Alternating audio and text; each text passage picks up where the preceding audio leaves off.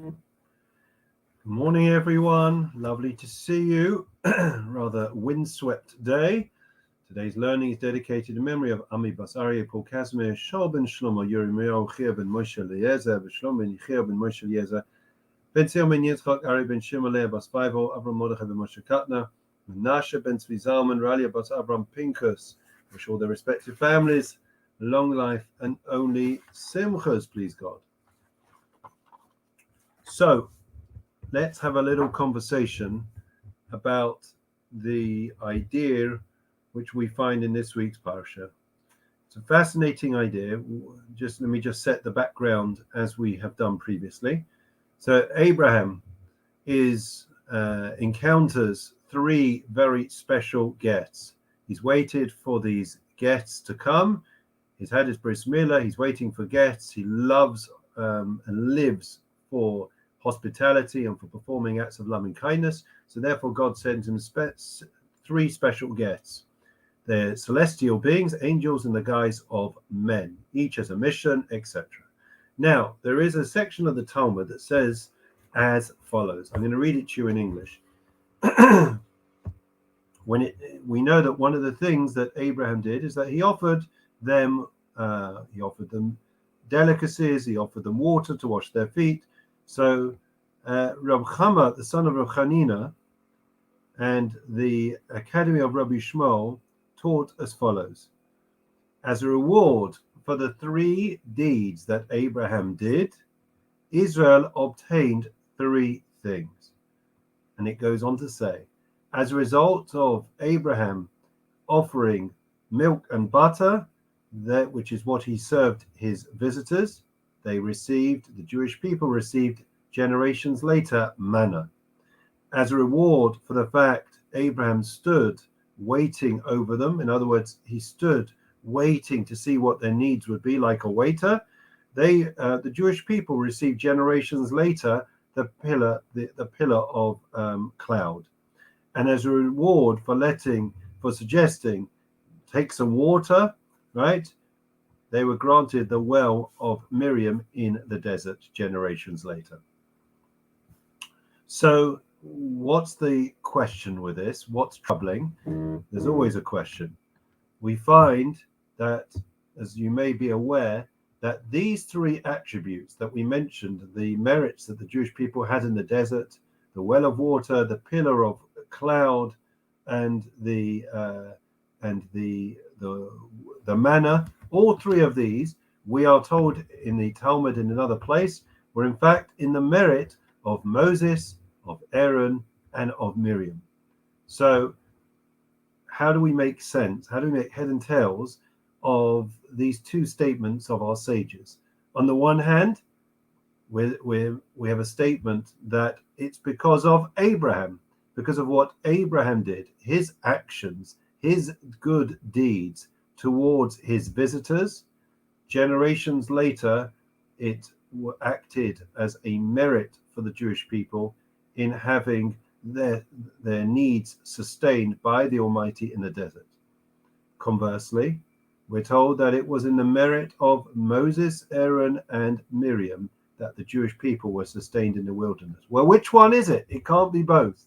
Let me just say good morning to everyone before we answer the question. Good morning, Carol, Peter, Clarice, Andrea, Rachel, Estelle, and Martin. So, we are without masks. Isn't it lovely? I'm not sure in public whether we'll be able to continue without masks. Only time will tell. So let's answer the question. Whose merit was it?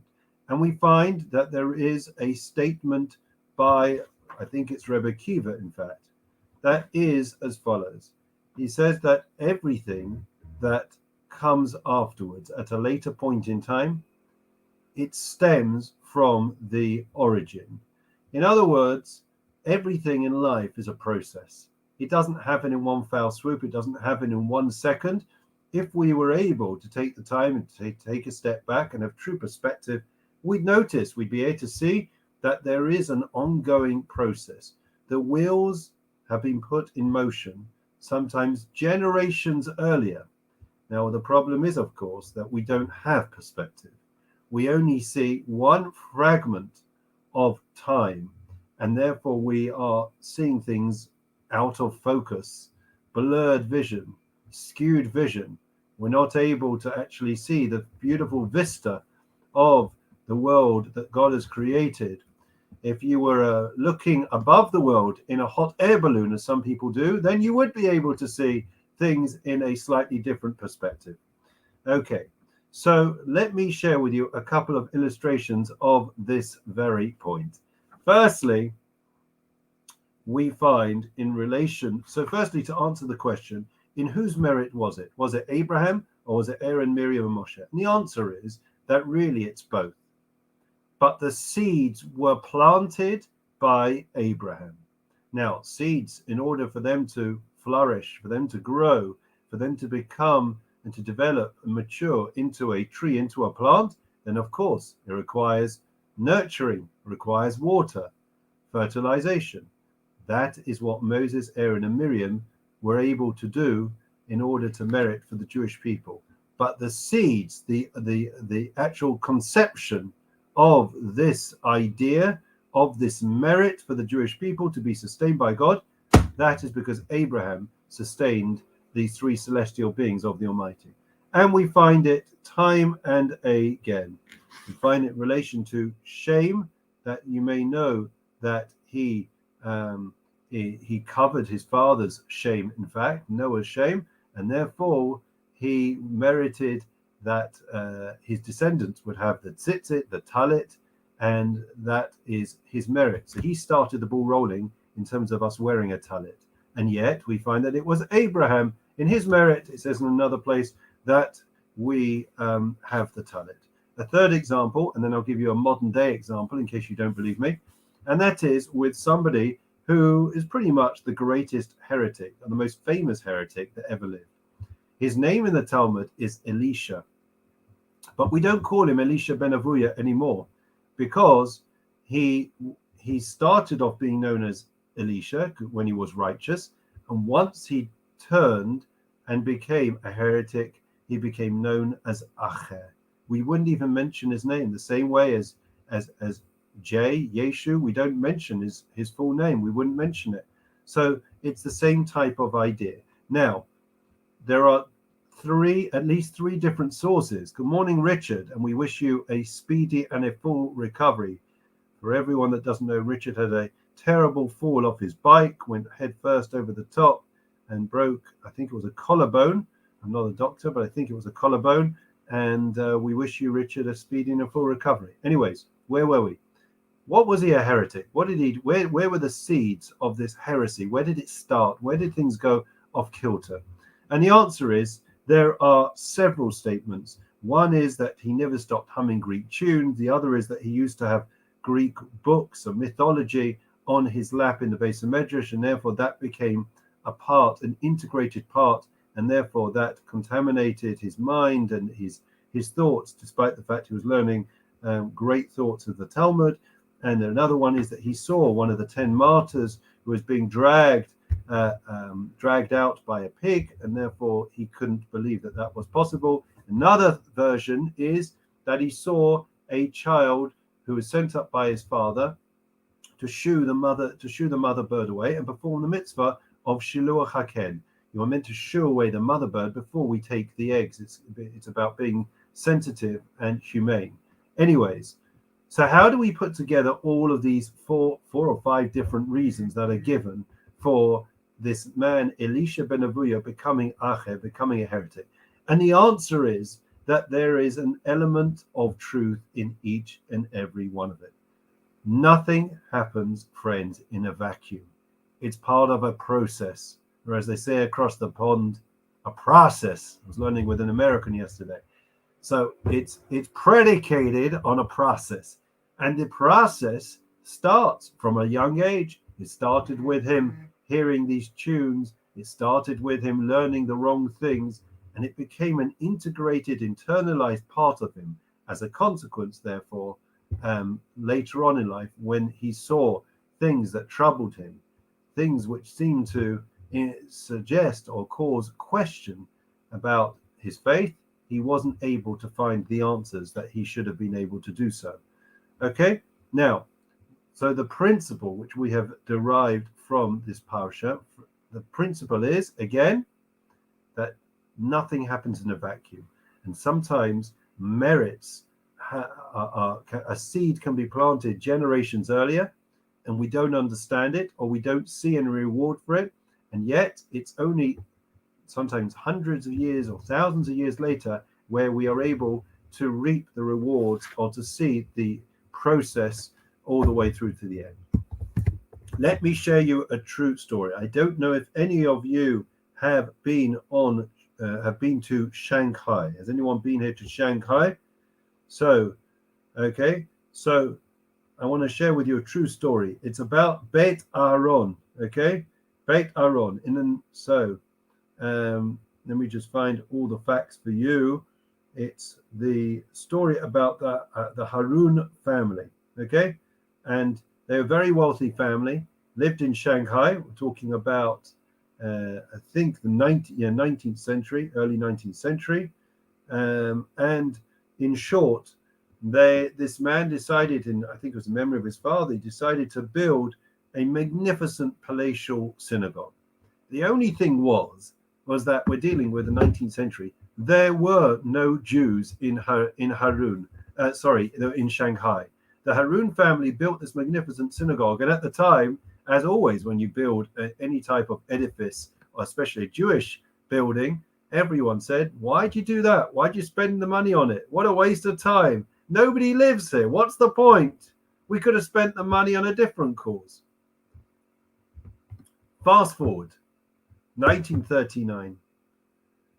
As we know, the doors were closing in across Europe. It was almost impossible by 1939 to get out of Poland.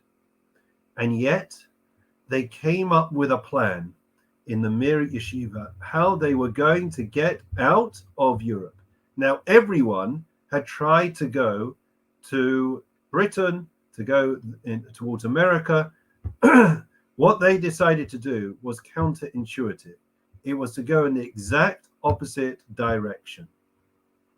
You may recall, I think Andrea will recall, a number of years ago on Tisha B'Av, we showed a film, an extraordinary film about a man called Sugihara. Sugihara was he was in one, it was not an embassy. What do you call it? He was working in what do you call it? Not an embassy. Anyways, he was working on behalf of the Japanese government, and he was stuck in the middle of Timbuktu. And basically, they instead of saying that they wanted to make their way all the way to Japan or to a country which would give them true freedom, what they did is they managed to get their passports of these Mir Yeshiva students stamped that they were actually only in transit. And basically, the man, I actually met this man. He was a friend of my wife's family, Gila's family. His name was Mr. Gutwicht. And Mr. Gutwicht came up with the help of Sugihara. There's a whole 2 or 3 movies about him. Anyways, they came up with this plan that they were going to pay, and I think they arranged it with the Dutch. It was, yes, his connections were with Holland, that the Dutch emissary was going to arrange it, that they would get guaranteed transition to across to this Curacao, I think it was called, and then they would be able to get to, and Sugihara arranged the rest. Anyways, in short, they end up, it's an extraordinary story, a whole movie, you should watch it. The only yeshiva in any shape or form that managed to escape the Nazis was the Mir Yeshiva. And today, it is the largest yeshiva in the world with over 5,000 students. Extraordinary. But that's not the amazing part of the story. Where did they end up, friends? They ended up in Shanghai. Where were they going to study? Where were they going to have services? You didn't have 5,000 students, but you certainly had a few hundred. They were able to find and take a space which would have been predestined for them. the Harun family had built this magnificent shul. It had hardly been touched, hardly been used, and they were able to walk into it. They were given the keys, and they made it into the yeshiva. Now imagine, 100 years earlier, Mr. Harun had built this synagogue. Did he have any idea, any inclination about the Nazis would come to rise in 1930, and that there would be the Mir Yeshiva would be able to make its way across Europe and to be able to make its way to Japan and to Shanghai? Definitely not. But sometimes we do a good deed, we plant the seeds, we don't see, we're not necessarily reaping the rewards, we're not necessarily able to see the fruits of our labor, but generations later, friends, we are able, or others are able, to see the fruits of our labor and able to see great success. I'll tell you one more story and then we'll conclude, just because it's the same thing. There was an exceptionally secular gentleman from Texas, and he went to the Kotel, a few years ago. It's a true story, well documented. Anyways, he didn't know how to pray. He managed to put one of those white skull caps on the top of his head. He perched it on top, went, and he was watching. And he was very taken and impressed by this one chassid who was praying very intently and fervently. And he asked somebody, can you tell me who is that guy? What is he? And he says, oh, he's a Gera Chassid. I think he was a Gera Chassid, which is a type of a sect of Hasidus. Anyways, he flew home, and he was so taken and so impressed with the way this person prayed. He said, listen, I'm not a religious Jew, but I saw how much it meant. I saw the intensity. I saw the fervor in which this man prayed. If I can't do it, at least I should help others do it. And he sent a check to the Gera Yeshiva, I think it was in Texas or in Los Angeles, somewhere in the middle of nowhere. And they got this check and they couldn't believe it. They never heard of this donor. And they called him up. It was a large amount of money. And they said, why are you giving us money? We don't even know you. You're not religious. Why would you want to give our institution? We're just fascinated to know. Thank you so much. And he said, and he told them the whole story. So imagine after 120, this Gera Chassid comes up to heaven, comes up to Shemayim, and they say to him, here's your reward. And also, there is all this reward for a synagogue, an yeshiva in Texas or in Los Angeles. And he'll say, what are you talking about? I'm a Yerushalmi. I'm a Jerusalemite. I've never left Jerusalem. I've never traveled. I don't even have a passport. So it can't be that I'm being rewarded for something that happened on the other side of the world. I've never been there. And you know what the Almighty is going to answer? He's going to say, no, you didn't. You don't need to go there. You planted the seeds, and through the way that you conducted yourself, it had a ripple effect across the world. Friends, we have no idea the impact, the effect that our actions can have.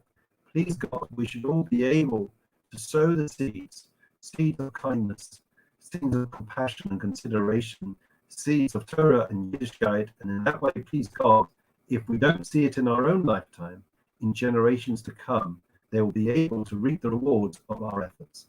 We now carry on with Psalm 22. I apologize for the stoppage time. We'll try and wrap it up as quickly as we can. The Lord is my shepherd, I shall not want. He causes me to lie down in green pastures. He leads me beside still waters. He restores my soul. He leads me in the paths of righteousness for his name's sake. Even as I walk in the valley of the shadow of death, I'll fear no evil, for you are with me. Your rod and your staff, they comfort me. You set a table before me in the presence of my adversaries. You anoint my head with oil. My cup overflows. May only goodness and kindness pursue me all the days of my life, and I will dwell in the house of the Lord for length of days. Memorial prayer. Adonai Damim Zachor Es Nishmas Ami Bas Aryeh Okasme Shalom Shalom Yerim Yechiv Moshe Eliezer Shlomo Yechiv Moshe Eliezer Betzia Ben Yitzchak Ben Shimon Levas Bible Avon Moshe Katna Nashvet Zizon Bas Pinkas Shal Koli Olamam Anaval Rachamim Tatveim Beseise Kanofel Koli Olamim Amen.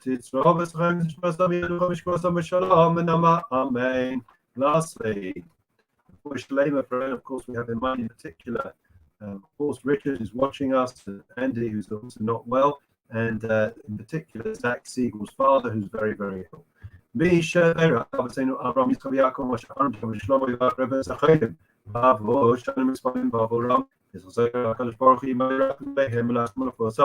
ישלח להם ומפושלים שפן לכל להם בסוף שחו יסתר Amen. Wish everyone well. Keep safe, keep well, look after yourselves, and please God, look forward to seeing you very soon. All the very best. Take care. Have a great day.